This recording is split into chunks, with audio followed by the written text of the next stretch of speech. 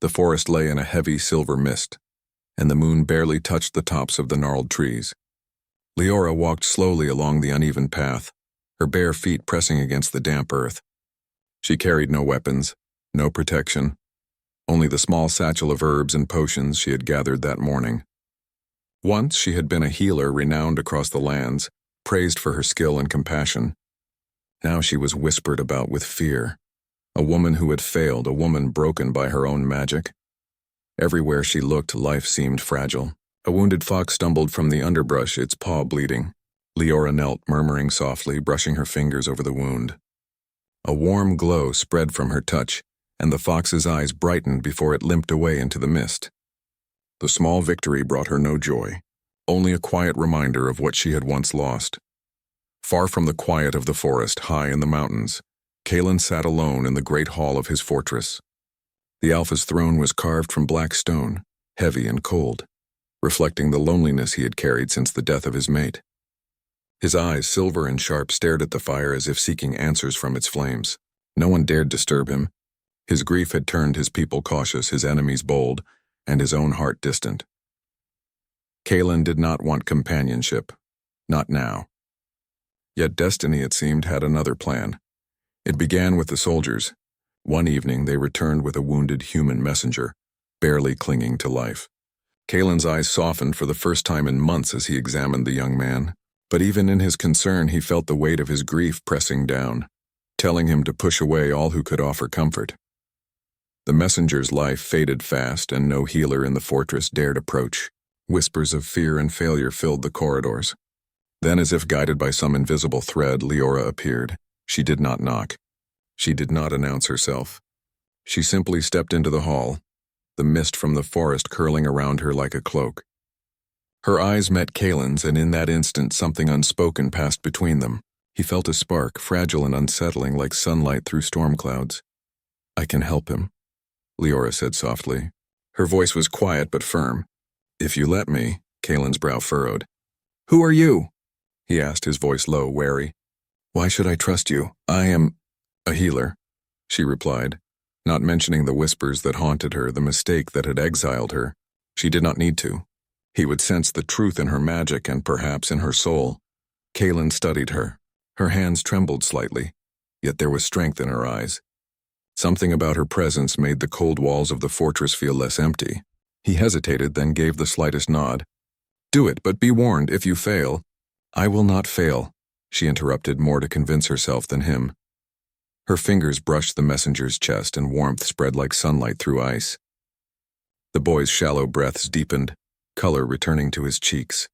Kalen watched silently, feeling a strange pull at his chest. The faintest whisper of hope stirred something he had long buried.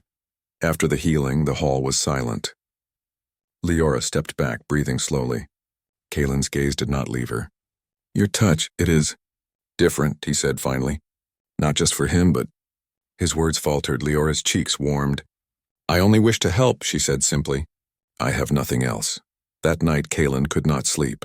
Shadows stretched across his chamber, and memories of his mate haunted him. Yet for the first time he thought of someone else. Not with anger, not with sorrow, but with curiosity, and something that scared him. Longing. Over the next days, Leora remained in the fortress. Kalen allowed it, though he kept his distance. They spoke little at first, exchanging only necessary words, but even that was a fragile beginning. Leora tended to the wounded soldiers, the sick, and even Kalen himself when he felt the heavy weight of fatigue. Her hands were gentle, her presence steady. One evening, as the sun dipped behind the mountains, Kalen wandered into the courtyard.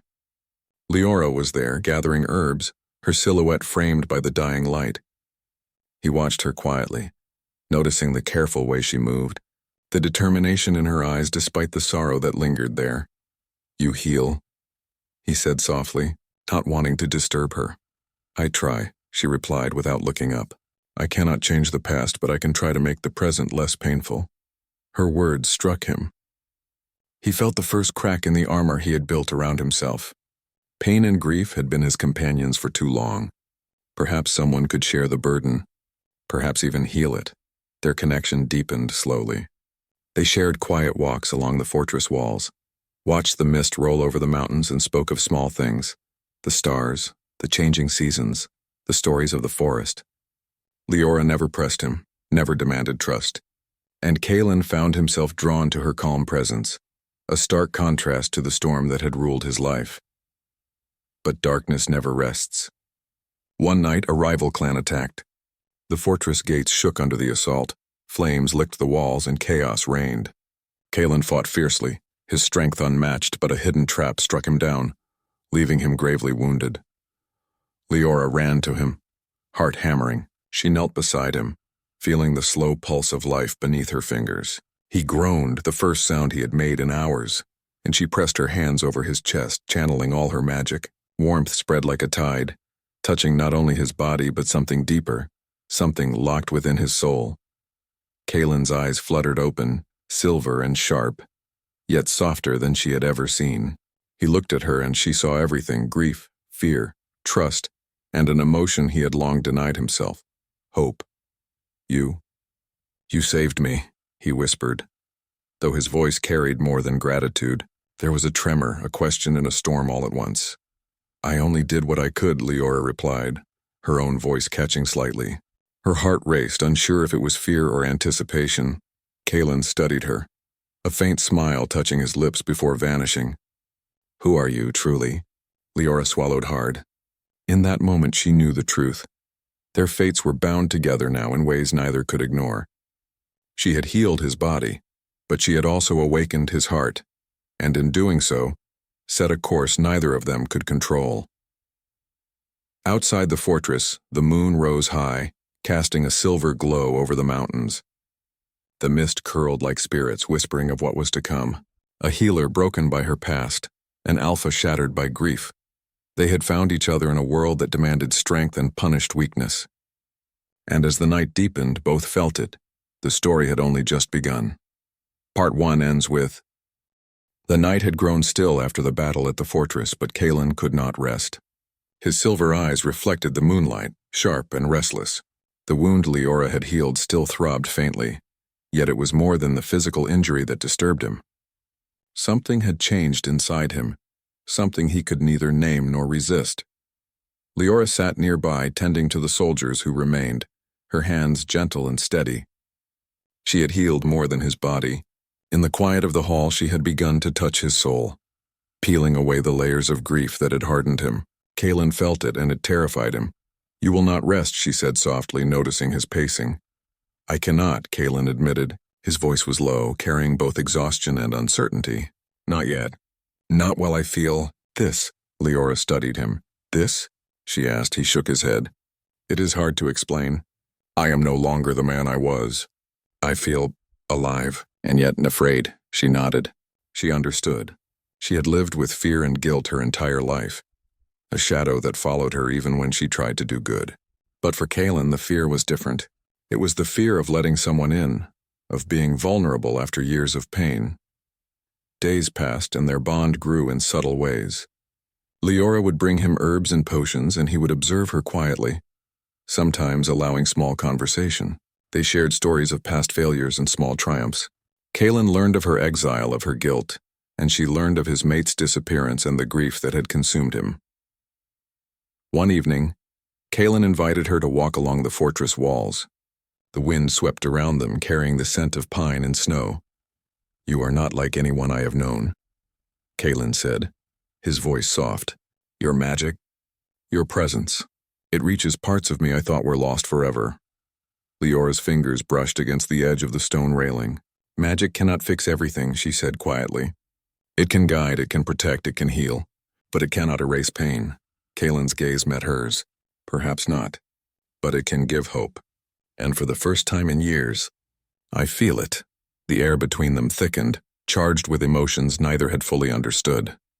Kalen's grief, once a fortress around his heart, now trembled. Leora's fear of failure, once a shadow over her life, now felt lighter. But peace never lasts long in a world ruled by power and secrets. A rival lord, sensing the Alpha's vulnerability, struck under cover of darkness. The fortress was assaulted again, this time with magic that burned and cursed alike. Kalen and his guards fought bravely, but he felt the pull of dark magic, an invisible hand threatening not just his life, but the kingdom he ruled. Leora rushed to his side. "Kalen, you cannot face this alone," she shouted over the roar of battle. He looked at her, pride and fear warring in his expression. "Then stay with me. Fight with me." Her hands glowed with healing light, protective wards weaving around the Alpha and the fortress walls. Together they became a force of both strength and compassion. Kalen's physical power and Leora's magic complemented each other, each healing the other's weaknesses. As the battle raged, Kalen was struck by a curse from the rival lord's dark magic. Pain flared through him and he fell to his knees, the weight of the attack pressing down. Leora did not hesitate. She placed her hands on his chest, letting her magic flow into him with all the strength she could summon. The energy surged, weaving through the Alpha's body, repairing what was broken, shielding him from the darkness. Kalen felt something shift inside him. Not just his pain, but his sorrow, his grief, and even the longing he had buried deep. Her magic reached beyond the surface, touching his very soul. He gasped, silver eyes wide as the warmth spread, and then he understood something profound. She was not just healing him. She was helping him reclaim himself, the man he had been before the world had taken everything from him. When the magic faded, the battlefield was still. The rival lord had been driven away, his forces scattered. Kalen stood, renewed, his body whole, but his heart forever changed. He turned to Leora, and for the first time, words failed him. He only reached for her hands, holding them gently. "You saved me. More than my body. More than my life. You saved my soul." Leora's eyes shimmered with tears she refused to shed. "We saved each other," she whispered. "I could not have done this alone." Kalen pulled her closer, the warmth between them no longer restrained. "I thought I had no place for hope. For anyone but you. You have awakened something I thought was lost forever." For the first time, they did not fear their connection. Instead, they embraced it, knowing that their bond was rare and fragile. A healer who had been broken, and an Alpha who had been shattered, now finding strength in each other. In the days that followed, they worked together to heal not only the physical wounds of the kingdom, but also the emotional ones. Leora taught Kalen to trust, to feel without fear, while he reminded her that even the broken could wield power and love. Yet even in the peace, shadows lingered. Leora's magic, though powerful, drew attention from forces unknown. Whispers of forbidden abilities and ancient prophecies floated through the kingdom. And Kalen's past, though healed, still held secrets that could return at any moment. One evening, standing atop the fortress walls, Kalen took Leora's hands in his eyes reflecting both the silver moon and the fire within. "You have resurrected more than my soul," he said, voice soft but full of meaning. "You have awakened my heart." Leora smiled, a gentle curve of lips that carried both relief and hope. "Then let us walk forward together," she said, "and face whatever comes next." But far beyond the mountains, in the shadow of a ruined tower, a faint light glimmered. A figure watched the fortress silently, and whispers of old magic drifted on the wind. Something ancient, patient, and powerful had noticed the bond between the healer and the Alpha. Though Kalen and Leora stood together, victorious and united, the world around them remained full of dangers. Magic that slept for centuries, enemies who waited for weakness, and mysteries from their past promised that their story was far from over. Yet for that moment, in the quiet of the night, they allowed themselves a rare peace. The healer, once broken, had given life to a grieving Alpha's soul, and in return, the Alpha had given her something she had thought forever lost: trust, belonging, and the fragile but enduring hope of love. The wind carried their laughter softly across the mountains, and the mist curled around them like a protective veil. Though shadows lingered, the night belonged to them, and together they would face whatever darkness awaited, stronger, united, and forever changed. Part 2 ends with Kalen and Leora stand hand in hand, the fortress safe, and their hearts entwined. Yet in the distance an unseen watcher stirs, hinting at new threats and mysteries, leaving a lingering tension and the promise of further adventures.